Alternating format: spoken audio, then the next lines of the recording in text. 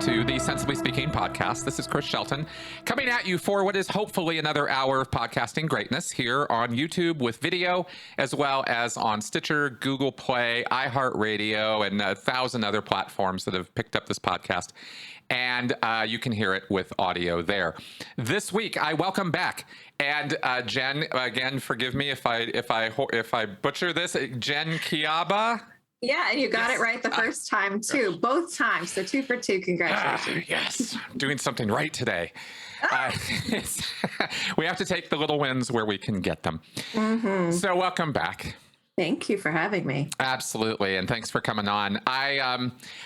You are progressing through the same program I have been progressing through, the Psychology of Coercive Control program over at the University of Salford. And you, of course, come from a cult background like I do. You were raised in the Moonies, the Unification Church, and we got to talk about that in our last show. If you guys have not seen that, I highly recommend you hit pause and go check that out, because Jen was awesome in that interview, and we had a lot of fun things to talk about, and we hope to continue that conversation today. We do. Yes. So I thought you had mentioned something that I thought was a great place to start from, because as cult kiddies, as cult survivors, second gen, cult survivors, we are often plied with questions that are, we roll our eyes. We really do. We just go, wow. Okay, sure. I can see how that's a question somebody could have. I see how that could be, a brush off of our experience with, you have to be an idiot to join a cult. To this day, I get these comments on my channel. And here's another one that we get, because we're not going to talk about the stupidity of things today. We're going to talk about this other thing, which is, why didn't you just walk away? Which the subtext is also in, I guess, the category of the stupidity of things, right? Yes. Yeah, in the general area of that. And like I said, we roll our eyes at this only because, the lived experience of it teaches you things. And when we come out of these situations, we escape from them and we go public, we start talking about this stuff. Jen, lots and lots of other people have gone out of our way to try to understand our own experience and try to contextualize it, try to make it make sense, try to figure out what happened, why it happened, how do we prevent that from happening again in the future, and so we want to address and help people understand the experience. So there's not too much angst here, but a little bit, because some of these questions are just kind of assume that we're idiots, right? That we're just a bunch of morons who were in a cult, and why didn't we just walk away? Why couldn't we see it? Wasn't it obvious? What are your reactions when you hear this stuff? Well, the question is a judgment in and of itself, right? If you remove the word just, which there's like a whole world of assumption in the word just. If you remove the word just, why didn't you leave? Well, we did leave, right? And so then you have to sort of dive into this question and understand, what do people think? What do they believe about your experience, or other survivors of coercive control, not just in the cultic situation? What are their assumptions about the world that you were living in when they say just? Because it assumes it's a very simple thing, right? That's right. And I think that reveals a lot about what people don't know and what people don't understand.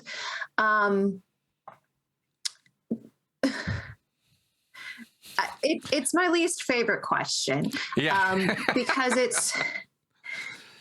is so judgmental. And so, we can dive into the data around it. We can dive into what various clinical researchers have come up with. But I think that the most effective thing for you and me is to talk about the lived experience, right? So I was born and raised in a high control group. Many people look at the Moonies as a primary example of a cult. And in fact, many cult researchers based their understanding of brainwashing or mind control in cultic situations based on the Mooney model, right? So this is incredibly intense indoctrination. And when you have a whole first gen that was converted through intense indoctrination that was directly imported from North Korean prison camps and from China, Yep. they are perpetuating that onto their children. You know, the first time I was put into an indoctrination camp, I was 8 years old, but I was being indoctrinated from the time that I was born. I was probably indoctrinated in utero. And so it is something that forms not only your identity and your worldview and your family, but the entire way that you think. And so all of your beliefs about yourself, all of your beliefs about humanity, your family, people outside of the group, those are really hard things to break. When we look at coercive control from a domestic violence sphere, I think the statistics are somewhere along the lines of like it takes a survivor between 7 and 13 times to leave because there is so much framework for them to break down. Plus, there is the risk of heightened violence when they leave, right? And I think that it's helpful to look at cult survivors in a similar context because it's usually not a one-to-one ratio in these situations. It's not the perpetuator and the victim. It's a family culture, or it's a group culture, or there's different layers of it, right?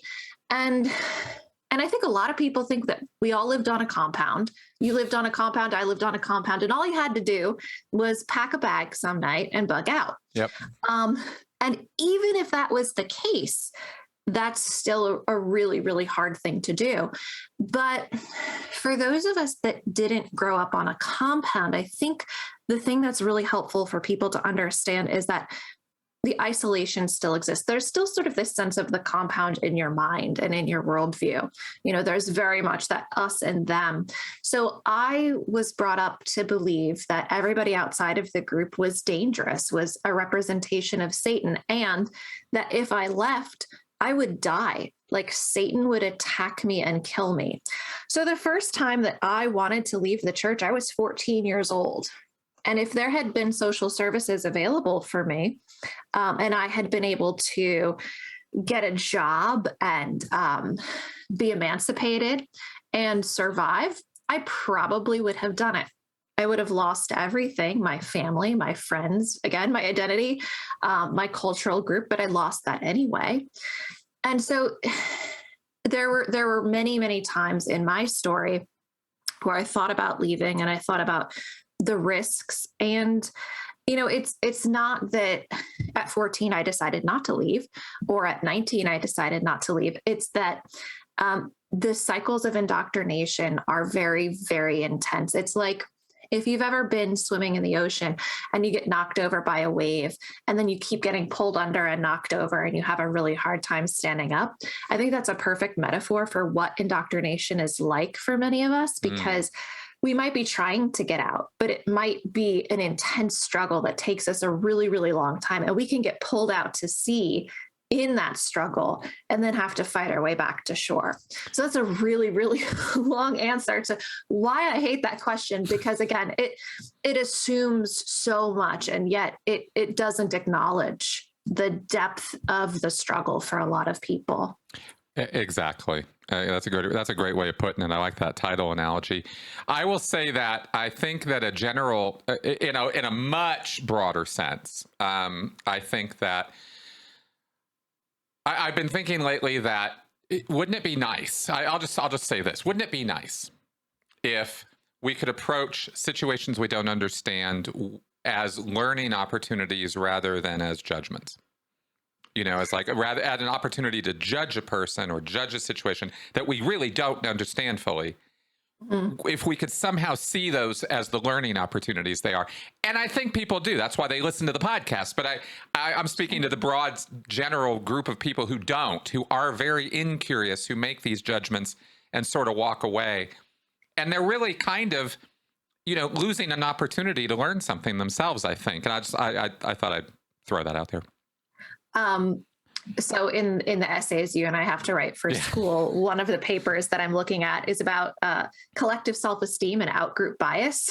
And so, what it kind of dives into is that it's super convenient for people to kind of do the ostrich head in the sand thing in terms of taking in that information, because the more you ostracize an outgroup, the easier it is for you to feel good about the group that you're in. And I think that we see that in our politics today. So I want to totally judge it. And yet at the same time, it seems to be like a very normal way that humans function.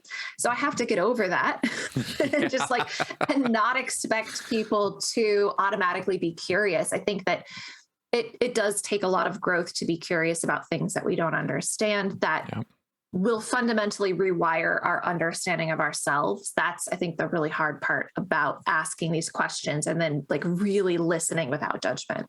Exactly. And of course, when we talk about these things, one thing I'd like to just sort of point out as the sort of elephant in the room, or a very obvious thing about this is, why didn't you just walk away? Well, there are people who did. Mm-hmm. You hear from some of them. That did happen with some people. Some people can do that. And really, I think the question that is a lot more interesting is, what does it take for somebody to walk away from a high control, committed activity like Scientology or the Moonies? That's a question that actually has answers that are fascinating answers. What does it take? Well, for some people, it doesn't seem to take a lot, but you're not really in their head. You haven't seen the years of deconstruction or doubt or concern or whatever that's going on in their minds that leads them to that point. I have said, me leaving Scientology was, I traced it back one day, really sort of sat and thought about it. And it was a 10-year process. People were like, well, what was this? What was your breaking point? What was the nail in the coffin? How'd you walk away? It was your light bulb moment. And it was more like, well, actually, there's a whole series of them. It's more like it's more like those dimmable bulbs. It's sort of, you click it on and it slowly gets brighter and brighter over time until you can't ignore the brightness of it anymore. And that's when you sort of start going, wait a second. And for some people, that light never shines. They never turn it on, or they never get it bright enough to see what's going on, you could say. That's an interesting analogy. But I think it's kind of like that. What do you think? I mean, I think that there's so many variations of what you're talking about. My experience is very similar to yours. Like I said, the first time that I thought about leaving, I was 14. But I even remember recognizing things being really wrong as young as 8 and 12. And just being like, what the F is happening here? I remember at 12 years old saying to my mom, first gen are weird. They seem kind of crazy, and she had a perfect explanation for it. So that's definitely my experience too. I think that there's also people who they get ostracized, they get shunned, they get pushed out. There are people who have a single breaking point and that's it. I don't really know anybody personally. And then it's really interesting from the perspective of mostly first gen, what I've seen there are people who get disenchanted with the group, but not with the leader. I'm in a Facebook group for ex-Moonies, and it's a mix of first gen and second gen. And it's fascinating to me to see that there are people still holding on. Somebody posted the other day, I didn't join a cult, it became a cult. And I'm like, oh, honey, actually, right. Oh, you did. But, and I really struggle with the word joined too, because I believe that that's actually too strong of a word. I think that people were indoctrinated and coerced into joining something that they believed was really good. And then, the curtains started to fall away, and then the full cult spectrum was revealed. So in that regard, like maybe that person was right. They joined, the community collective or whatever of Berkeley. There's a specific front group that I'm totally messing up, but a lot of people joined through this front group, and they thought it was going to be, like a bunch of hipsters raising crops and building schools and like really cool, groovy stuff in the 60s and 70s. And it definitely wasn't, but that's what they thought that they joined. Right. So again, that first gen may be more right than I'm giving them credit for.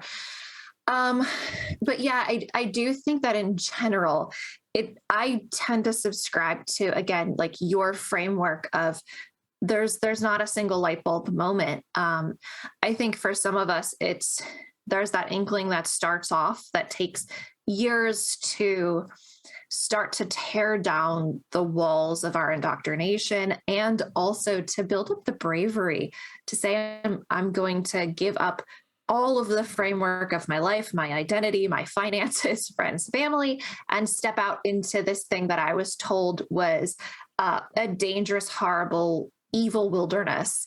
Exactly. One second Jen said to me one time, maybe they said it on a podcast and not to me, but in my brain, it's to me. You have to be willing to die. You have to be willing to go to hell in order to leave, because in a sense, that's what you're doing. And so that means that for some of us, it does have to get that bad. Exactly. And there's a couple of things you've said without saying directly here, which I want to point up, which is that the indoctrination, you could say, the learning that you get, especially second gen, but over time as a first gen too, as you get indoctrinated, is the us versus them, the othering, the fact that those people out there who are not us are not just not us. It's not just they're them and we're us. It's they're dangerous to you. Yeah. They will hurt you. They will damage you. They are destructive. They are harmful. They mean to hurt you. Yes. And that presents a picture where, oh, this is my safe haven. And that's the enemy. Those are the bad guys. Those are the outside world. I can't trust those people. They don't know what they're doing. They don't know. They don't, this, that, the other thing.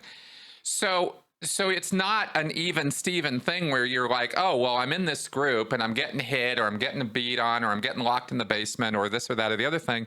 And you still think for a very long time, as bad as that experience is, well, it would be worse if I left. There's two things that you've made me think of. One is under Lifton's 8 criteria for thought reform. That is dispensing of existence, right? Yeah. These are the people who basically deserve to live in the group. And then there's everybody else. And in the way that my mother raised me, she raised me to believe that people who didn't go through Reverend Moon's blessing ceremony, which was the marriage, the mass marriage, they were basically soulless beings. And she would quote the Bible and say that the sons of God began to marry the sons of man. And she's like, well, who were the sons of God? That was Adam and Eve, right? And they were the ones that God blessed with souls. And everybody else out there had to have been other people, right? Because otherwise you would have just had this like inbred line of humanoids, but everybody else was like a soulless humanoid. And so it's only by being re-engrafted onto God's lineage, which is Moony language, that like people regain souls. So everybody else out there is just like a soulless zombie who will like suck your brain. I don't know. There we go. The second thing is that you reminded me of Alexandra Stein's work on attachment theory. So in her book, Terror, Love, and Brainwashing, she talks about how in cults and other high demand groups, the cult is the only safe place, but they're also the place that's causing the terror. And so, this happens for children, but it also happens for adults, that when a person is getting abused, the only safe haven is the cult, because they've set it up that way. They've set you up to believe that. And so it creates this cycle. It's very similar to the cycle of violence in domestic violence, where the only safe person to turn to is the perpetrator. And so when you look at those two things, it begins to make more sense, like why people get stuck, even if they're like, this is awful.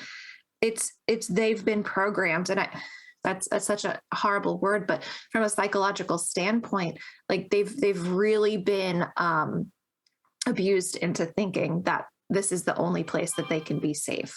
Exactly. I'm glad you brought up Stein, because she also, a key part of that attachment problem, because, and I think this is where people kind of lose, some people maybe lose the perspective or the picture, the full picture, because we tend to talk about the abusive aspects of these groups and highlight those because we're trying to inform that happens. It's real. We went through it. Other people went through it. You will probably go through it if you join this group. We're trying to get that across, but we can't communicate the full experience of it because you have to understand that it's not all bad. There are times where it's good, and there are times when it is extremely good because you wouldn't stay if it wasn't. And that's that's actually part of that bonding cycle is that I learned that we learn about this year it was so fascinating because it's not just abuse, it's that it is there's a revolving door of abuse and help, aftercare. Yeah, exactly. Love, right? So there's love and there's hate. There's love and there's hate, and the crazy bonding attachment that happens there is you're really not sure what you're going to get with this person, and you kind of hope it's going to be good, and you think it could be good. In fact, there are times where it was great, where it was amazing, you know? And from a brain chemical standpoint, they've done studies again I think in domestic violence on the family level, but also on the individual level. When you are going through the abusive process, your brain is flooded with cortisol, which is a stress hormone. And then on the other end of the cycle, which is like the loving bonding, you're flooded with oxytocin. And so that's creating this deeper bond. And some people do get addicted to that. We wouldn't have an opioid crisis if people didn't get addicted to that oxytocin rush.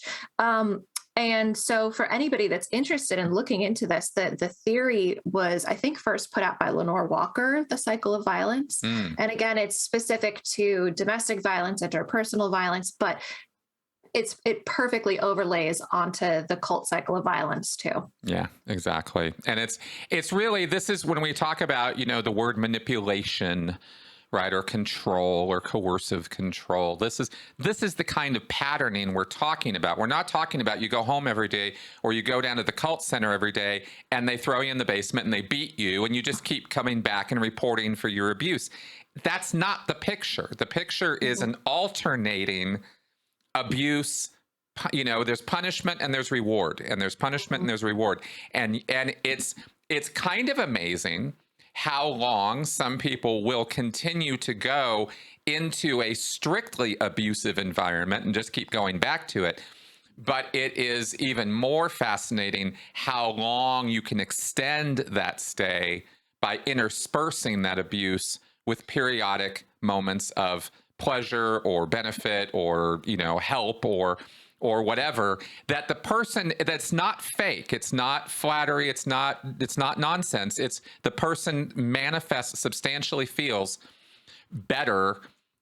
You get that oxytocin hit, so to speak, right? And that's pleasure. That is our experience of pleasure. And human beings will do just about anything, like any other thing, any other living creature, to feel good.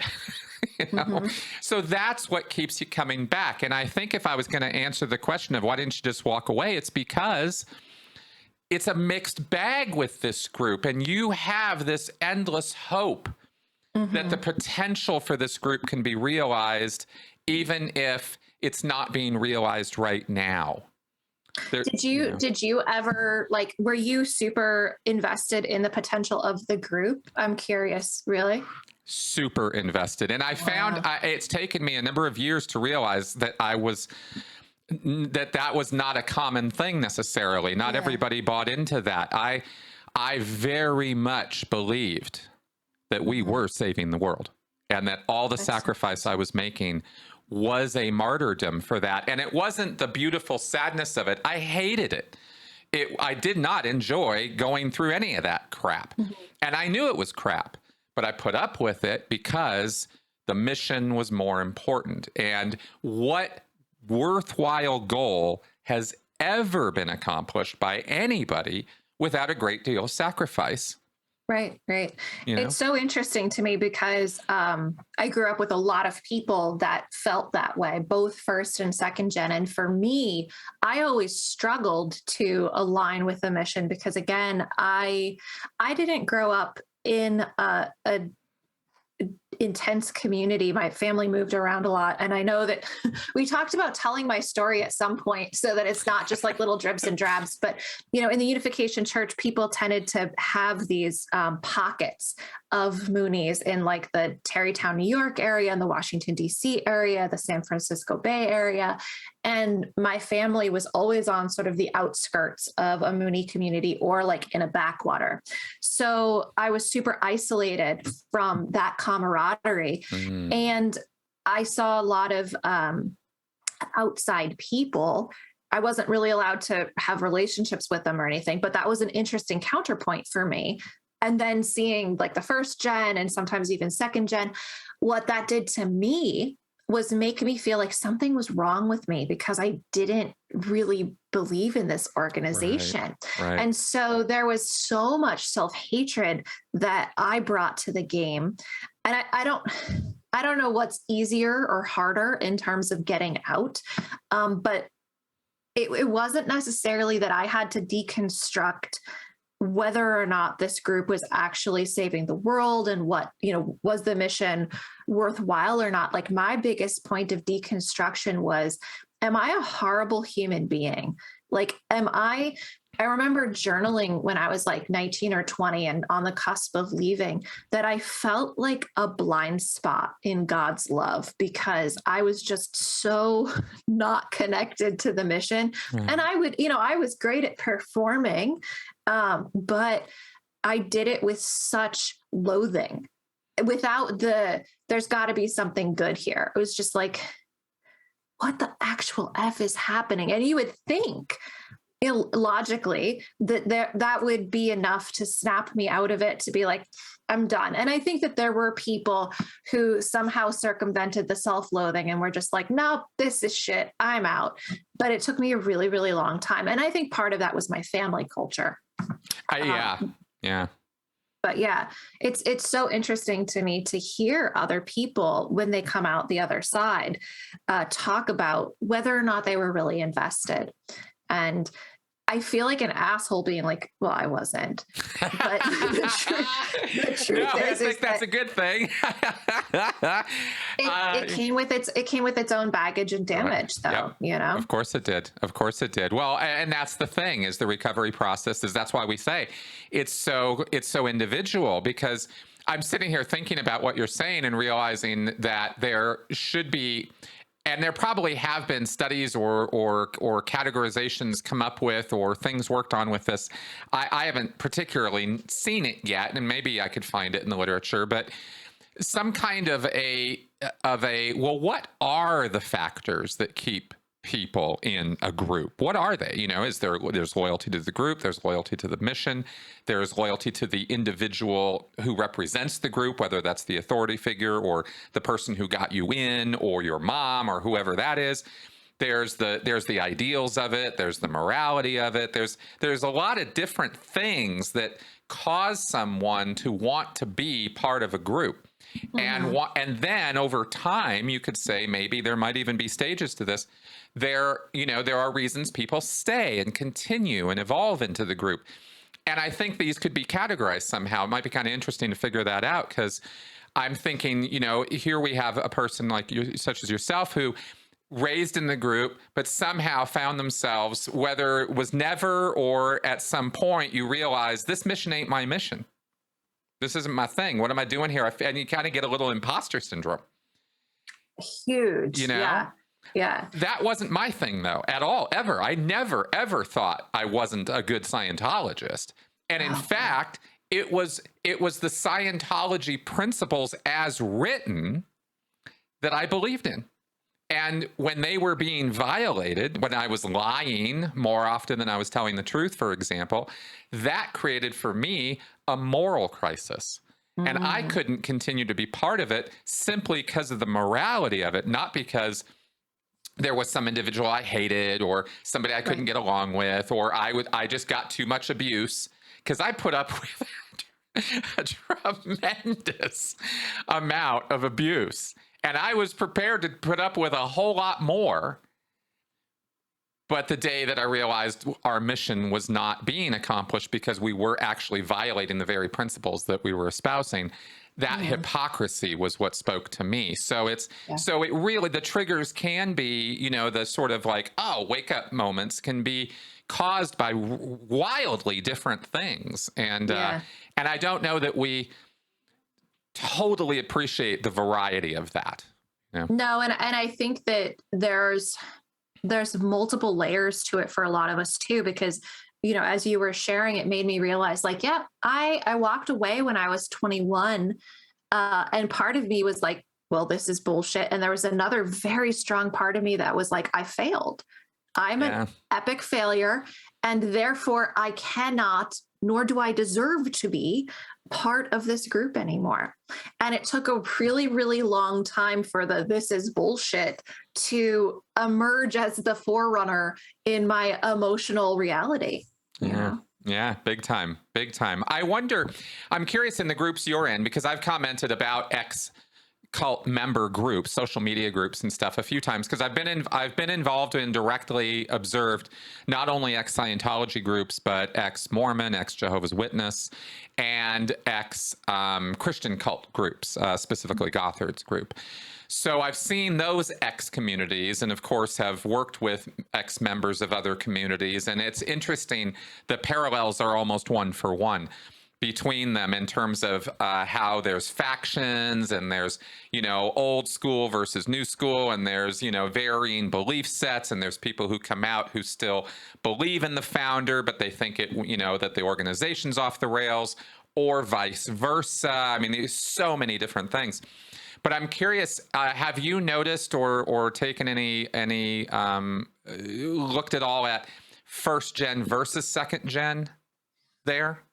So my research proposal, right as it stands, is lived experiences of first gen and second gen in the leavers of the Unification Church. And I think that answers to that would come out in the data. I would need to do a really large quantitative study to get you accurate, statistically significant data on that. But how dare you try to be accurate in answering my question? Right. Anecdotally, I have seen differences on an individual level. I've seen with SGAs, I see kind of people who don't want to deal with it, who think that it's bullshit, people who want to burn the motherfucker down, and then people who are kind of like in the process of leaving, who are not ready to let go of parts of the organization again, whether it's the founder or the theology. And I mean, I think that I probably fell into that category too at the end, where again, as somebody who like didn't really believe in it, I was like, well, I don't know, maybe there's like good stuff here to salvage. I don't know. Like maybe Moon is the Messiah and maybe I'm a failure, but I just got to get out of here. Like I think that it's very, very messy and muddy, especially early on. And so I think that the answer to that question changes the further away from the organization a person gets, the more critical thinking skills they've acquired, maybe the more therapy they've had, the more they've been able to look at their past experiences and analyze them. So there's a lot of factors there. Yeah. And I have no easy answer to that question. Perfect. Well, I just wanted to get your observations on it, because and of course, I completely appreciate your answer there. You're absolutely right that it would require more study to get real accurate answers on that. I think I have tended to observe on social media, which is really the only connection I've had with, say, independent Scientology.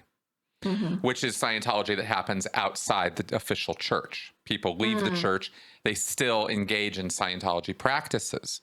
They still have their e-meters, they still do auditing, or they do classwork even, and there are little mini organizations set up around the world for this. And I think the census is somewhere around maybe 1,500 people worldwide, and I think I'm being generous there, in terms of active people who practice Scientology outside of the church and still call themselves Scientologists that way, independents. But it's been my observation that almost all of them are first gen. And I find that interesting. Now, it's just an observation. And again, it's only through social media channels. So it's a subset of the total group. So I can't say 100% that's the case. But it's been interesting to me that I've observed the ones who are around and talking are mostly first gen.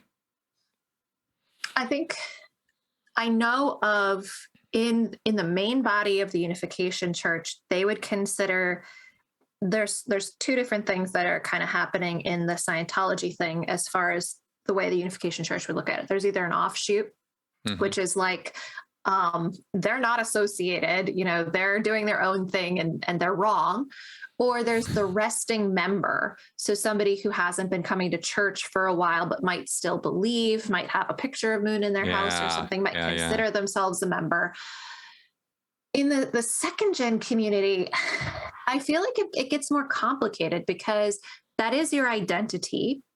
Even if you're not like invested in the church, right? You're still like, oh, this is how I grew up. These were all my friends and family. And I think that for people who grew up in one of those more densely populated communities, they might not believe, they may believe a little bit, but they're able to maintain relationships within the church, which I think is actually sort of a weird rarity in the Unification Church, because, I'll say like you lose everything. And for some people you really do. And I was one of those people where it was like, people just blocked me from their lives. But I do know of a few people, and maybe they're not in the majority, but people who've been able to maintain ties with people who are still in the church as friendships. And I don't know, like maybe they just have really healthy boundaries about like what the friendship entails and what they'll talk about and what they won't. I really don't know. But again, those people are very few and far between in my experience. So it does tend to be more of the first gen that try to stay connected, but maybe are not like fully invested. Yeah. There's a phrase they use in the XJW world. They talk about PMO, physically and mentally out. And I think that describes some of what you were talking about there, as people who are, going through the motions or saying the right words or still using the language in some fashion, but really not dedicated, really not interested in doing a whole lot with it. But as you mentioned, they don't want to lose the community. They don't want to lose the social ties and that is that's not a small thing, by the way. We sort of toss that off sometimes, but if you think about out there, the people who are listening or watching this right now, I mean, think about your world. Think about what makes your world your world. It's people, for a good chunk of that is people people you're related to, people you work with, people you're friends with, people you socialize with. And, if I suggest to you right now, well, if you have a really big problem with some aspect of that, why don't you just walk away? And that's kind of what that question sounds like to us. I also want to add too that for some people, the PMOS, as you will, to steal a phrase from the XJW community, some of them are financially dependent on the group. So in the Unification Church, there are so many businesses, and I do know of, especially second gen, but a first gen as well, who the only work experience that they've had as adults have been in a church organization. And if somebody knew that they were doubting, they would lose the support, not just from themselves, but sometimes for their spouse and their children too, because now we're talking about adults in their 30s, maybe 40s. It was less dire for me. I got fired from a church business at 21, and then I was gone, and I was able to lie to a newspaper and be like, yeah, I have a college degree, and they hired me. I was able to kind of like put my life together. But for it's harder. If I was my age and I had been working for a church organization and I had a partner and children or something, how do you say in your late 30s, early 40s, like, yeah, I worked for this, this, and this, and people start to research and they're like, wait, what? Yeah. You know? Yes. I mean, because also too, like in these church organizations, you may not have to like have a resume. You may not have to do job interviews. There's a lot of stuff that I think in the quote real world we take for granted that cult kids do not learn. I was addressing Christmas cards today, and I remember back when I was 19 working for a church organization, I was putting together the mailing labels for this church newsletter, and I did it wrong. I brought it to the post office. They're like, you can't do it this way. The computers cannot scan when you have the return address and the mailing address on the same line. I didn't know that. How many 19-year-olds don't know that? I don't know, but I didn't know how to do a lot of things. Right. So, you know, there's stuff that, again, like we just take so much for granted that people may move through their lives in these groups without having those skill sets. And so I think that that's a really important thing to think about when you think about the physically in, mentally out, is that physically in can entail so much that when you compile all those little pieces, it's terrifying. Yeah, exactly. It takes some real introspection to break down all the elements of your life and the influencers and stuff. And I don't know that any of us can totally do it for ourselves because of our own biases, right? We might not necessarily label certain things as influencers, right or wrong, good or bad or whatever. I'm curious because I just had a thought and I wanted to the beliefs. Another reason to stay, right, is I think there's a power to having the answers. Yeah. You know, even if the organization is screwed, and believe me, I definitely got to a place while on and after the RPF, after that whole prison kind of experience, where I had real problems with the organization of Scientology, the church itself. Mm-hmm. I was very, very like, wait a minute, there's something's wrong with this place. Mm-hmm. And that lasted years. Mm-hmm. I mean, that was about the last 4 or 5 years of the experience, was me sitting there telling myself, there is something wrong with this group. This group is not doing what it's supposed to be doing, or not doing it in the right way. Yeah. But I stayed. Why? Because of the mission, right? Because of the fact that where else am I going to go? Not only saving the world. Let's just skip saving the world for a second. Let's go to helping people. Let's go to helping people with what I believed was the only technology that could actually help people. Mm-hmm. And that's something I was learning from the cradle. I mean, we're talking young. Like, this was how it is.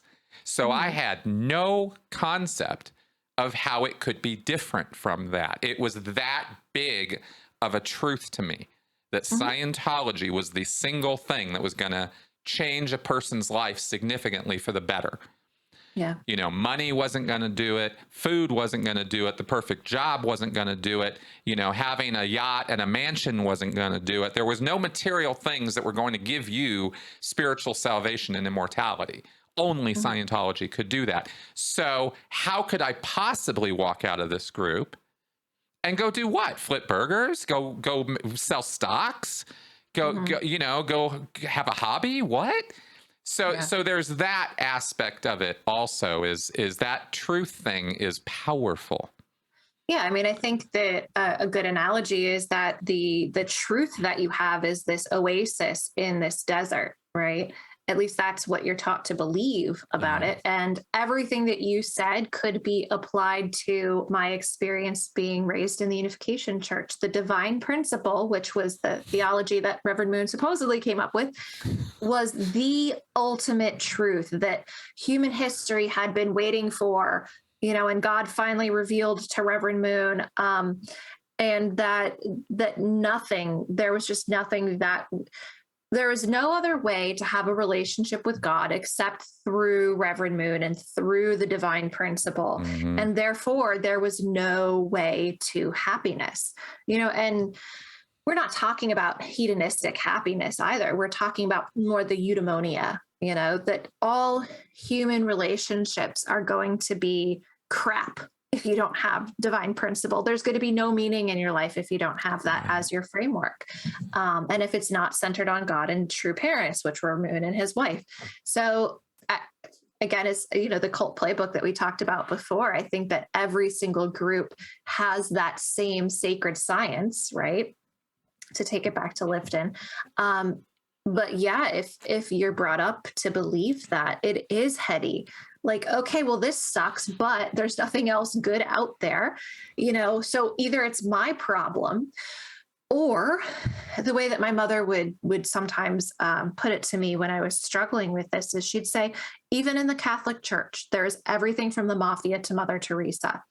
So the problem isn't God. The problem isn't Moon. It's that, you're coming up against the mafia end of the organization. There's fallen nature in human beings, and none of us are perfect. And so as we're all trying to execute heaven on earth, there's going to be bad eggs in there, or people who are struggling with their bullshit. And so she'd always say, don't throw the baby out with the bathwater. Don't doubt the truth because of human fallibility in trying to build the kingdom of heaven, basically. Bingo. Exactly. And there's a retention technique in the Moonies, right? And in Scientology, the retention technique, I love doing compare and contrast, so let's go ahead and do it, is it's all your overts. It's all your sins, right? We had that too, right? Yeah. The sins, the overt acts, your moral transgressions.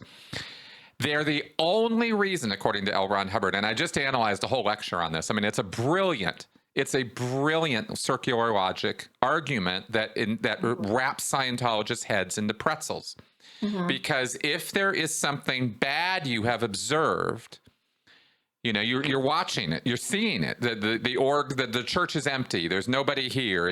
We're being told that Scientology is bigger than ever, and every week I go down to the church and there's nobody there. And the services are not really giving me what they promised they're going to give me, or blah, blah, blah, blah, blah. Every one of your complaints, every single critical thought you have stems only from your moral transgressions, your overts. Ew. Right? We were talking about this on Twitter. Was it yesterday? Yeah. And so the Moony correlation is that all of your negative thoughts come from Satan, mm-hmm. and that the only reason that Satan and evil spirit world was able to invade is because you developed a common base with Satan by disuniting with your central figure, so the authority person above you, or God, or Moon, or whatever. And so you're being invaded by these spirits, and they are literally clinging to your body and dragging you down. So now you have to go pay money and go to Korea and hit yourself or get hit by other people. Yeah, look up ANSU, ANSU. It's totally mind-boggling. But you would literally sit in this big hall in rows and sing the same song over and over again and hit yourself to get the evil spirits out. And then you'd hit your neighbor. And sometimes an old Korean lady would wander around and hit you pretty hard. And people had major injuries from this. But the only reason that you have cancer, the only reason that, the church event failed was because you had doubts and you invited Satan in. So it's the same thing. Right. You guys maybe didn't hit yourselves, but you have to use at the highest level. I'm laughing because at the highest levels of Scientology, it's confidential information that your body is actually composed of spirits. Mm-hmm. Right, thetans. That's right. Unconscious. They're called body thetans, BTs, okay. And they cluster together because of traumatic episodes in the past. And you've got thousands and thousands of them literally attached to your body. Mm-hmm. And you have to use an e-meter and a special set of processes, and you spend thousands and thousands of dollars, mm-hmm. and years of your time. Nobody does this in months. It's years of dedication to exorcise these spirits from you. So instead of going to Korea and getting beat on, you go into a room and talk to yourself with an e-meter for years, and you pay for the privilege of doing that. Yeah. Same principle, though. Yeah, we have, not only is it spirits attaching themselves to you, it could be Hitler for all we know, but it's also your ancestors. So when you have a bad thought and you just unite with your central figure, your ancestors who are resentful that you are living in the only time in human history when the Messiah is on earth, except, for when Jesus was here, and you are failing, they will come and attack you. Which is, it doesn't seem very logical. Like, why would they attack you? Why wouldn't they come whisper in your dreams like, hey, Moon's the real deal? But they attack you. And so you have to liberate your ancestors. And so that in and of itself, for an American, you have to liberate 240 generations or something like that. Enough so that like everybody is liberating each other's ancestors because we're all related that far back. But it costs for an American about $12,000. For a Korean, it costs less. For a Japanese, it costs way more because Moon hated the Japanese. And then that's not even the cost of like just the random spirits, Wow. Yeah. That is completely new to me. I have never heard that one before. So thank you for telling me about that. It's bonkers. It's wow. Yeah, that defies every logical bone in my body, which leads me to my next thought that we might discuss for a moment or two, because this is something I don't think I've really... I've made videos about critical thinking. I've made PSAs about critical thinking. I've talked about critical thinking a lot. I call myself a critical thinker. But I think I've been lacking for quite a while now in actually describing more thoroughly or defining more correctly what I'm talking about when I use the words critical thinking. And I wanted to consult with you on this because you've had a very similar experience to mine, and you're also doing education just like I am. And you understand the vital importance of that educational part of this recovery process. It's really important. I can't stress it enough. And it's really hard for people to do. It's hard for people to learn some things. It's hard to dive into big words and big documents and try to parse this stuff out. And it is. It's a dedication and a work. But when I talk about critical thinking, one of the things that seems to, and I don't want to change the phrase. I like the term critical thinking, but included in that, for me at least, is emotional intelligence. It's understanding my own and other people's emotions, and the fact that emotion is not something you can divorce from thinking. And I think we set up this sort of model in our heads a long time ago that there's a rational mind and our more primitive mind, or there's emotional part and there's, a limbic system and there's a frontal lobes, and these are clearly divided. And any neuroscientist is going to tell you, as I've interviewed him on my show, that's bullshit. There is no such thing as a divide, little sections in your brain. It's a whole organ that operates as a whole. And I call emotions, thoughts that your whole body feels, because you feel them in your toes. It's like but it's happening in the same place. That's why, and I'm only on a tear about that because I've recently been challenged about this stance on critical thinking, because I say that critical thinking is an antidote to getting into cults. It's a helpful thing to know about. It's not 100% workable. I mean, anybody can be fooled anytime. If you can lie to a person, you can get them into a cult. It's actually about that simple. But it helps.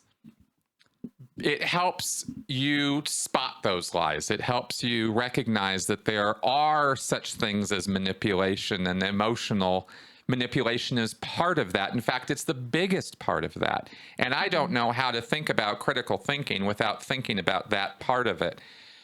But let me ask you, when you think about critical thinking, or have talked about or thought about that topic, how do you think about it?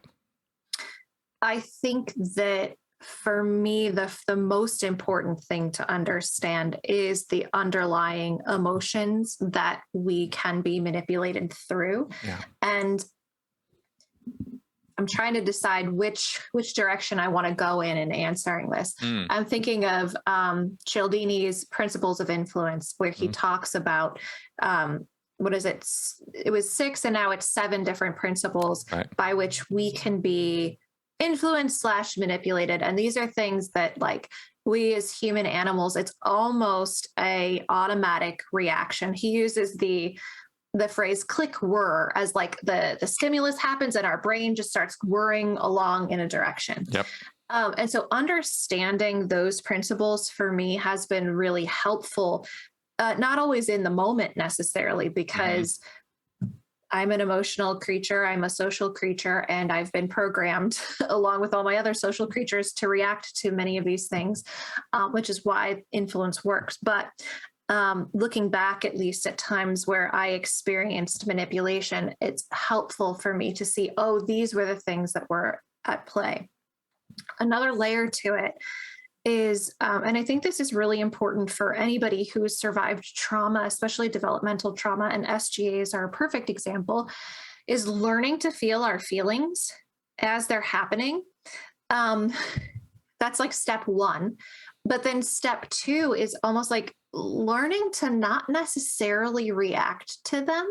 And that sounds kind of like I'm telling you to be a sociopath or something, and I'm not. But one of the most important things for me in my healing process was to be able to observe an emotion and to understand that this is coming up for me, maybe not necessarily because of the external criteria, but it's pinging something old in me. And then all of these suppressed emotions, because we weren't allowed to have emotions in the cult, they're coming up. So like feeling and then observing the feelings, and then understanding what they meant or what they mean, being able to shorten the time in processing. I'm feeling this emotion, and here's what it means. That's really, really important. And then I feel like you can start to layer on other more like the more critical thinking. But it's almost like building the pyramid, if you will, of like, okay, well, here's like the base level for me. Yeah. This is what came on top of it. And so I mean, maybe people can think critically without being in touch with their emotional processes. I feel like I've met a lot of them when I worked at IBM. Right. A lot of the engineers were kind of like those sorts of guys, and that's fine. But I think for those of us who've been exposed to extremely manipulative circumstances or extremely manipulative people, these are like various tools in the toolbox that kind of go together in very important ways that I think we are handicapped in our healing and in our growth if we're only using one and not the others. There you go. Well, I agree completely with that sentiment, and I think that really is my underlying point. There is, if you believe that, or you think that what I've been saying all these years is that critical thinking is just about learning your logical fallacies, learning how rhetoric and debate works, learning how to think through a reasoned argument of, premise, argument, evidence, et cetera. That is all legitimately part of this package, but there is this whole other part, and I know I'm straining the term emotional intelligence because it is also commonly misunderstood, but I'm gonna just kind of shove them together and go, that's critical thinking for me, because I really wanted to get this across in a very loud way that I am including the emotional intelligence part of this, because I have come to a place in my study and learning, at least, where through emotion and neuroscience and psychology and sociology, that you see this package of a human being and you realize it's impossible for any human being anywhere in the world to have objective thinking. Or it's a construct. It's a model. We can sort of set up a little section in our brain and go, well, I'm going to be objective right now, but you don't get to just deny your background, your culture, your language, your education, your location in the world. All of those things affect how you view stuff. Yeah. Yeah. I think problematically, a lot of academia is siloed. And so there's not a lot of Yeah. those connections being made for the public or for students. And, this is why there's sort of that argument against the ivory tower. It's not one tower, it's a lot of towers that Yes. aren't talking to each other. Yes. And so it is really easy to learn about and think about critical thinking in that siloed way. But you're right. It's, again, I don't know how somebody does a critical analysis of a situation without having any kind of emotion around it, without being influenced in some way. Like, you and I could read a paper and do a critical analysis on it, and it's so dry that maybe we're not having any emotions other than like, I'm really bored and I want to go do something else. But I try to do critical analysis when I'm reading news articles, especially when I'm reading op-eds, because I found early on leaving the group, and certainly when I was in the group, I was taught to just digest whatever anybody told me. You weren't allowed to deviate from that line of thinking, right? So if I'd read an op-ed in the New York Times, I'd be like, well, they must be right. But now I look at it and I'll be like, in my mind, circling this sentence, and I'll be like, well, this is hyperbolic, or there's no real evidence here, or, I completely disagree with this, or this point has actually been disproved, so like sort of fact checking in my mind as I go. Yep. But again, I'm still having emotions as I'm doing that. I cannot divorce my emotions, my background, et cetera, from it. Like, when somebody says something that I'm like, I have read evidence clearly contrary to this, I get angry, and then I'm like, fuck you for getting published in the New York Times and spreading your bullshit, so it's, I don't see how as human beings you can separate those various parts of yourself. I don't either, and it's become crystal clear to me with social media, and this is where the transparency and the view, I guess you could say, of what goes the emotional life and intellectual life of a lot of people through their comments and stuff, and you just over time you start seeing this, and you start seeing patterns and various things that you observe, and one of those, of course, is that our emotions greatly influence how we perceive information, or dare I say, whether we even perceive it at all. Yeah. Yeah.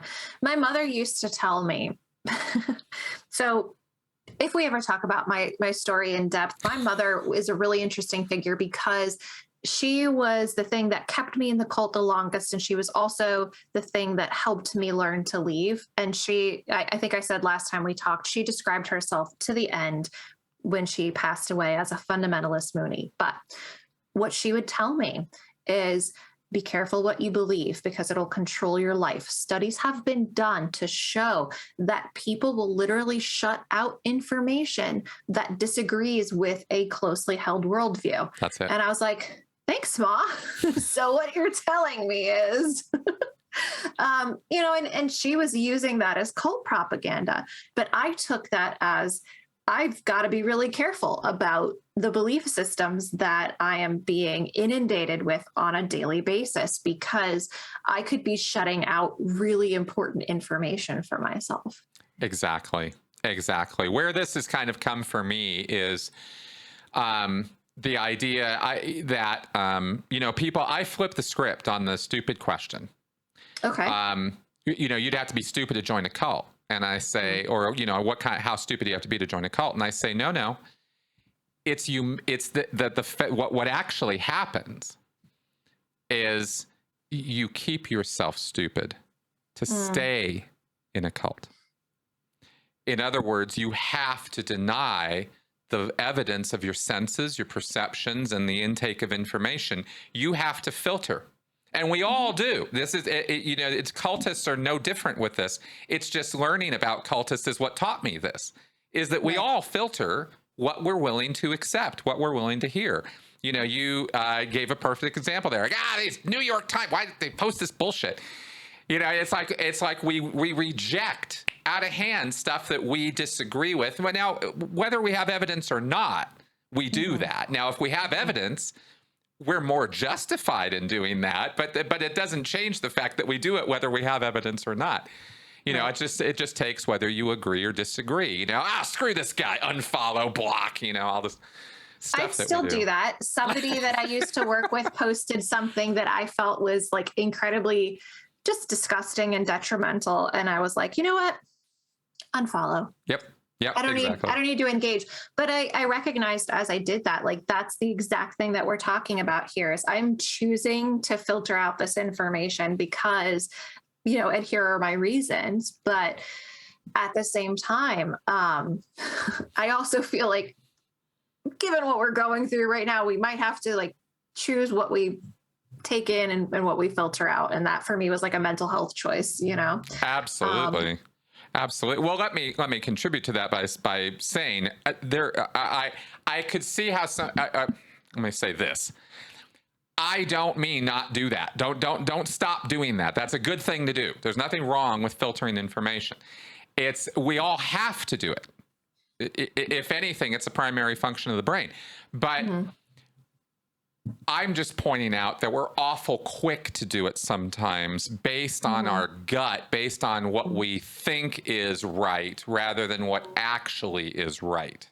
And when we do that in those contexts, I will offer up, maybe we could think twice about that from time to time. You know, just because you disagree with a thing doesn't mean it's automatically wrong, but that's the way we're tuned to think, and so we do that. And it helps feed. You know, it's something the cult leaders take advantage of, but it's something the propagandists take advantage of. And you know, when I read news now, I'm constantly, you know, don't want to see less like this, you know, on my news feed. But what I'm doing is filtering out propaganda. Because I look at so many news stories now, and my first question when I open up a news story now is, what's the basic point this author is trying to get across to me? In any written work, there's a basic point or series of points being made, no matter what the piece is, opinion, fact, whatever. It's really interesting because I was listening to, I think it was one of the episodes of A Little Bit Culty where Sarah Edmondson was talking about how they were trained to do that in Nixium. But the way that they were trained to do that was to basically critically analyze a piece of writing to come to the conclusions that Keith Raniere had already posited. And so I think that we do have to be careful in that regard too, because we can very easily just take something apart and be like, yeah, and this is why I still believe what I do, when again, we're still filtering out very important information. And I think that, you know, one of the things that I struggle with in terms of like where we're at today is that it's not that one side is completely stupid, right? I think that there are legitimate concerns on the right, for example, about, okay, so are there oversteps in terms of executive orders being made by the government right now? And where does that lead us?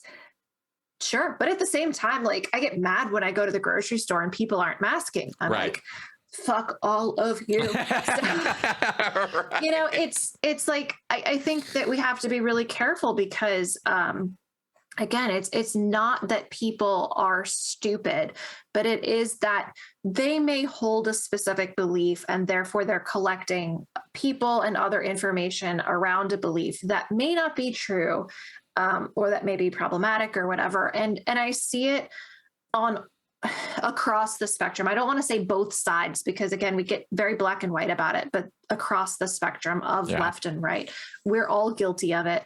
And it freaks me out sometimes because it does seem like we're very given to what Lifton would call totalist thinking, and that is seeing the world in black and white. And that's not healthy for anybody because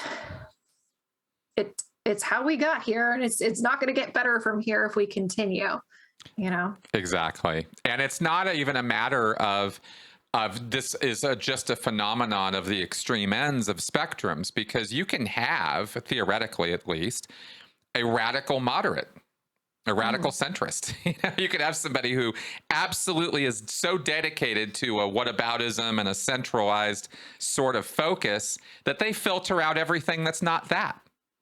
It's again, what we're really talking about is confirmation bias, right? That idea that you've got a bias, you've got a belief, you've got an idea, and everything has to confirm to that or conform to that. And if it doesn't, you reject it or push it away. And my solution to that, which has been, for me at least, has sort of overcome that to a great degree, has been, at least on issues I care about enough to go looking, is the principle from John Stuart Mill, from a work he did called On Liberty, where he talks about freedom of speech, and he talks about how you have freedom of speech, and he talks about how if you're really going to try to engage and think critically with another side, with an opposing side, you actually should put yourself in a position or get yourself educated enough that you can state their position back to them in such a way that they will completely agree that you 100% get what they're saying. Like, you explain it back to them so better than they can explain it. So you're talking about like reflective listening. Exactly. What we're also talking about is empathy too. Yeah. You know, because we're not talking about just taking the information that somebody's given you and vomiting it back, but you know, processing it. And so what I think I hear you saying is, and then using your own words and speaking to it in a way that is maybe relevant to you. And I can see how X, Y, and Z, that's really hard. Most of us aren't good at empathy. Right. Well, I believe personally, my own little take on this is that this is a bridge to empathy. I believe this is a way to create empathy in people who might not have it in a specific context, in a specific situation. And I'll give you an example. I'm not used to be, I still am very much pro-choice when it comes to abortion. Oh my God, I'm going to bring that up. So here's a contentious topic, and views on this can be heated. Most views from most people are, I really just don't want to talk about it anymore. I wish people could just, most people fall poll-wise on the side of it should be a woman's choice. And yeah, I really wish it didn't exist. I really wish that didn't happen, but it does have to happen. And I don't really think regulators should be the ones telling women what to do about that. That is the majority view in the United States, according to recent polling. But I thought, well, why are these people so adamant against abortion? What is up with this? I really couldn't get it. And this is a couple of years ago. Dive in, start reading their blogs, their sites, their literature, right? Really dive into it to realize that there's a contingent of people who truly believe that it is murder. Right? In the same way that, people on, my end of the spectrum might be against the death penalty. It's murder, right? Well, so are they against abortion for the exact same moral reasons. Now, that's not everybody, and I'm not putting all the pro-life camp in one bucket. I'm pointing out that is a sincerely held belief that I thought was a PR prop, was a fake view. That's not really what they think. What they really want to do is just control everybody's bodies, and I had to engage with these people a bit to get, no, that's a passionate, central, deeply held belief that this is murder. And if I believed it was murder, I would fight against it too. Yeah. And so that created that empathy bridge, right? Right. It's, I've always considered myself pro-choice too. So yeah, it's a really nuanced thing. I get very angry when I read about what's going on in Texas and what's going on, with the Supreme Court in general. And I think that there are really, really important dissenting arguments on the Supreme Court about how rolling back Roe v. Wade could roll back a lot of other things that we consider to be civil liberties, right? Yeah. There's a lot of precedence that's wrapped up in it. And so I do subscribe to that. And yet, I also totally understand where people are coming from when they do believe that something is, the fetus is your growing life. And maybe that comes from old residual religious beliefs that I haven't completely deconstructed from. I'm willing to look at that too, Yeah.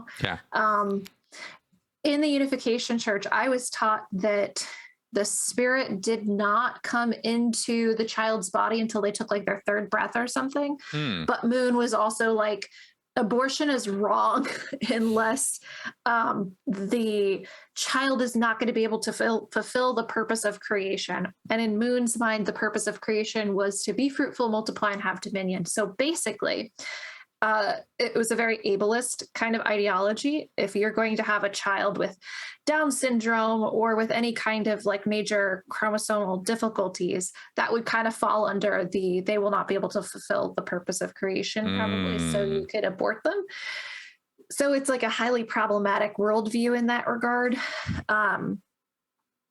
I don't know. This could get into like a lot of. We could get into. Oh yeah, no, and I was really only trying to bring it up as an example of a deeply held belief, and I get it. It's contentious. We've probably already pissed some people off. Whatever. I get it.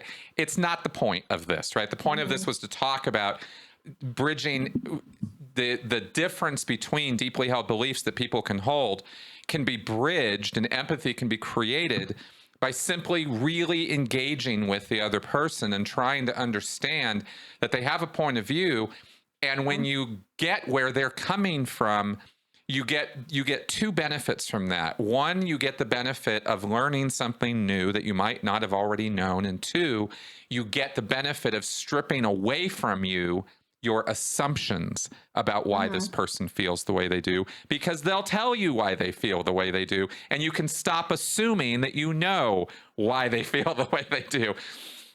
And I think those two things are both really, really important, and they require communication in order to make that happen. And and that's the formula I am sort of, oh God, I can't believe I just used that word. I probably shouldn't have. It's a callback to Scientology crap, but sometimes the language is just the language. Anyway, I believe that is the way in which we might be able to create a little more empathy in our society. So I'm suggesting people do that. Yeah, I mean, I just want to tack on, because again, abortion is such a contentious issue that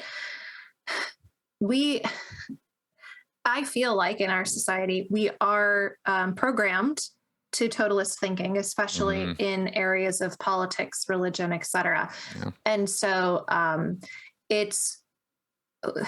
we are often offered only black or white, only one end of the spectrum or the other. Yeah. And so it is really, really uncomfortable to move into this more empathetic area, because what you're talking about is holding two conflicting ideas at the same time and saying that they are both true. Yep. Right? Yep. That's the core of cognitive dissonance. And most people cannot handle it, right? It's a huge struggle. I think we talked about last time, one of the areas that I struggle with is my parents were people who really meant well, who were duped into a cult, who also became horrible abusers, who deserve empathy, who were victims themselves, who became horrible abusers. And I think it's almost impossible to sit very comfortably in the middle of that. We sort of pendulum swing back and forth. And so I would never tell somebody, like, you have to find the Zen in the cognitive dissonance. Our world is set up for that pendulum swing right now. Yeah. So it's not an easy thing that you're asking for people to do. It's something that takes a lot of effort. I think you're absolutely right. And it certainly wouldn't be the first time that I have made that mistake. It is hard. There's no question about it. All I can do is try to help. Yeah. I mean, I think that. And again, it's all context specific, because I'm not recommending that you find common cause with racists or neo-Nazis. You know what I mean? Right. It's like, let's not be stupid about what I'm saying either. You know, there are lines in the sand that every one of us absolutely needs to draw for our own sanity and mental health and morality, right? And for these things to line up. So I'm not at all suggesting that you switch sides. I'm suggesting that you learn enough about the other side that you can understand where they're coming from, so you don't make dumbass assumptions like, well, they all just want to kill me. Not really. And if Yeah. you assume that kind of evil on the part of other people, which we are prone to do, and as you say, it's the perfectly natural, easy way to think. So most people do it that way. So this also involves choosing your battles, because you have to take the time, and it involves some study, and it involves talking to people and not arguing with them all the time, and it involves all kinds of stuff. And you're right. We're not all capable of being able to do this on all topics, but at least on the stuff that's like really super important to us, at least we can invest a little bit of our time in that direction, and maybe it'll help. And Yeah, and actually arguing with people usually is counterproductive anyway, right? Exactly. Our professors, Rod and Linda Dubrow, Marshall. Am Yes. I blanking totally? Like I do it all the time. oh my God, I feel awful. I hope they don't listen to this. They were recently quoted in an article, and I'd have to find it if you wanted it for the show notes, but they talk about how argument is actually counterproductive to getting a friend or a family member out of the cult. And the best thing for you to do is to learn about their beliefs and to ask questions, because sometimes it's through that reflective listening and that empathy that the other person is able to be like, wow, my reality doesn't match the value system that I was brought up with, or that I have been indoctrinated into. And again, I'm not saying that that's going to work for a neo-Nazi, because I'm not saying like get really interested in neo-Nazism and ask a bunch of questions, but I don't know, maybe it would work to wake somebody up. I don't know. Well, that does tend to be actually an intervention strategy.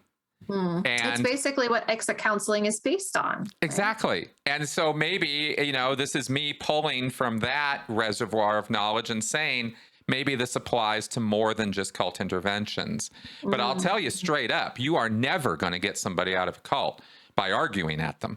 We've gone, this has certainly been well covered territory on my channel before, but let's bring this up again, because this is really, really important. You only get people out of these situations by really listening to them, like you just described, and asking questions and drawing out where they're coming from. Because you don't just have to understand the cult. I would never go read Dianetics in order to help somebody out of Scientology, but I would definitely want to know from them what they think Dianetics says.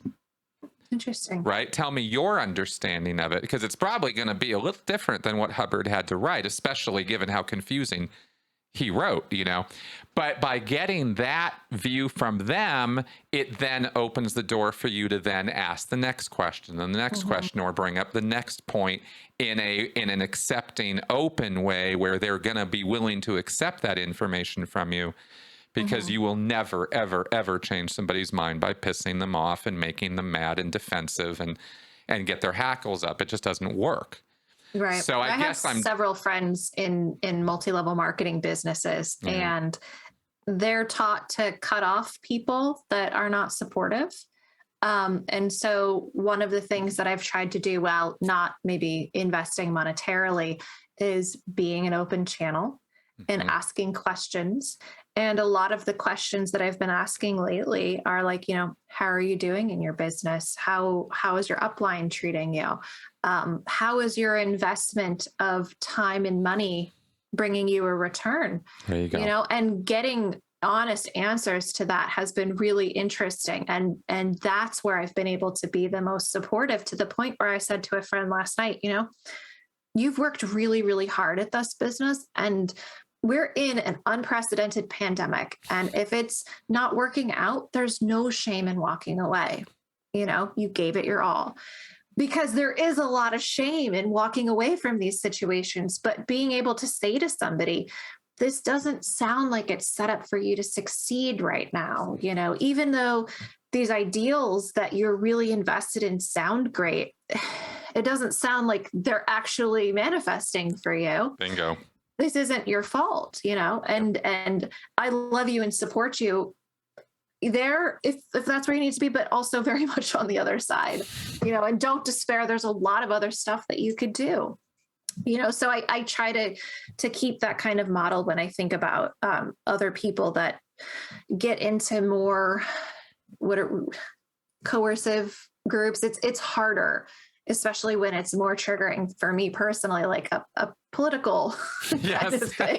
Yes. But I do think that that's why when you talk about these questions of, how could you be so stupid to get into something? Why didn't you just leave? Those are counterproductive questions, and they're counterproductive attitudes because they keep people in. Bingo. There we go. That's exactly what I'm so glad you circled back to that, because that's exactly where I wanted to take this. It is counterproductive. Mm-hmm. It's actually harmful to people to be saying shit like that to them. And I don't mean like harmful, like your violence. Words are not violence. Again, it's not what I mean. I just mean you're not helping the situation. Mm-hmm. You kind of retard forward movement when you do that, because it is encouragement. It is approval that people seek. People don't want to be shamed. Mm-mm. They don't want to be wrong. They don't want to feel like they've made wrong choices. And when you mm-hmm. pound into them, you're in a cult. An MLM is just another cult. You're just an idiot. How could you be so stupid? Nobody, everybody knows. You're not helping the situation, No. And I have had to learn that myself over and over and over again, of course. These soapboxes I get on are soapboxes of learned experience from making every mistake I could make doing this over and over and over again. So I think all we're really encouraging people to do, or trying to encourage people to do, is, show a little kindness, show a little compassion for people. Everybody's kind of winging it. Everybody's kind of got their struggles. And that includes awful people, or people that you think are awful. Sometimes awful people are awful. Okay, don't get me wrong. I would not suggest, trying to empathize with L. Ron Hubbard. You know what I mean? There are limits to this, right? Everybody's got boundaries. We should have healthy boundaries, but mm-hmm. but we can let our guard down a little bit, open ourselves up to a little bit of change of heart and change of mind, don't you think? Yes. And also, I think, whenever I hear stuff like this, I always revert back to the SGA experience. Mm-hmm. And I know that for those of us that were brought up again in totalist environments where, somebody else's influence was paramount, that's really, really hard. And that's scary to do. Yeah. And so it feels like, and maybe other people can relate to this too. It feels like it's easier to protect ourselves by being like, no, you're wrong. Get out of my head. And so I understand if and when people aren't ready to do that, it does make it harder when none of us are ready to engage in that kind of empathetic experience. But it's something that a lot of us, I think, when we've been brought up by narcissistic parents, or we've had really bad experiences in intimate relationships where we've been brought up in a cult, when our reality has been denied, it's very, very easy to substitute somebody else's. So again, if you're like, Jen, Chris, can't do it, I get it. I do. It's a big ask. And yet I think that moving to a point where we have enough strength in our own beliefs of our reality, and yet can still empathize with another person's situation, it's a beautiful place to get to. It's a nice goal. Fair enough. And I will certainly agree with that. It is a nice goal. If you can attain it, great. If you can only move towards it, great. If it's not on your radar at all, well, then I just threw out a suggestion and something for you to think about. Food for thought. Mm-hmm. Mm-hmm. We are in trying times. And I am doing my level best to try to take the experiences and lessons of life that I have learned and pass them on as best I can, or try to encourage people to go get their own lessons, go make your own experiences with this, is actually way better than listening to me. So actually, if I could just encourage that much, I will take it as a huge success. So I guess that's where I'm kind of coming from on this. You're absolutely right, and I'm glad you brought up that it is difficult for people, because I tend to forget that sometimes. I definitely do. So thanks for that.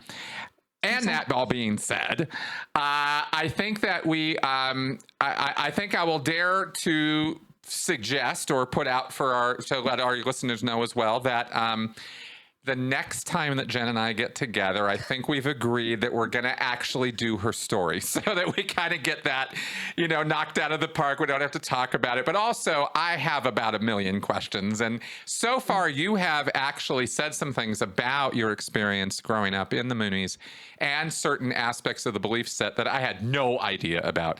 And I actually thought before talking to you that I had a pretty good picture of it from my experience with Steve Hassan alone. So you have you have opened up the door for me for all kinds of questions for you on that experience. So I really look forward to talking to you again about that.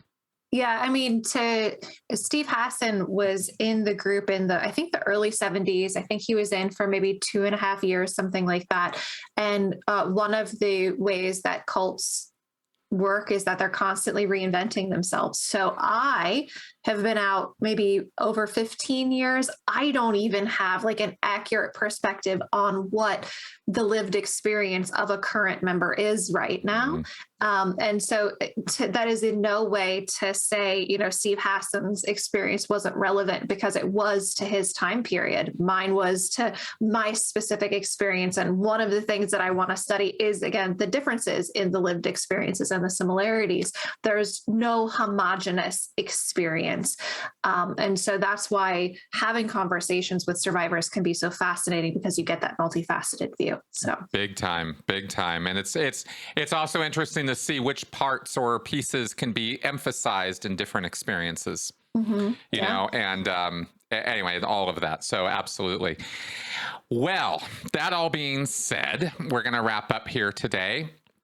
Jen, I want to thank you again for taking the time to be part of my little world here and help my audience understand more of your experience and, you know, and help me explain this stuff because it's hard, isn't it? It is, but I love doing it. I'm happy to do it. I learn something new every single time. And for me, learning education has been the most healing part of my journey. So it's always wonderful to talk to people like you. Awesome. Well, thanks, Jen. Yeah. All right, guys. Of course, I have to wrap up the show with a little standard outro here, of course, because I have to tell you or ask you that if you are enjoying the show, if this is something that you find informative, educational, entertaining, hopefully all three of those in one fashion or another, that you will consider supporting the channel, because this is a fan-funded effort, and the ability of me to do my work depends utterly on you guys and your support. So thank you very much for the support that you have been giving me, and I hope everybody is having a Merry Christmas, Happy Holidays, and all that sort of thing. So see you guys next week. Bye-bye.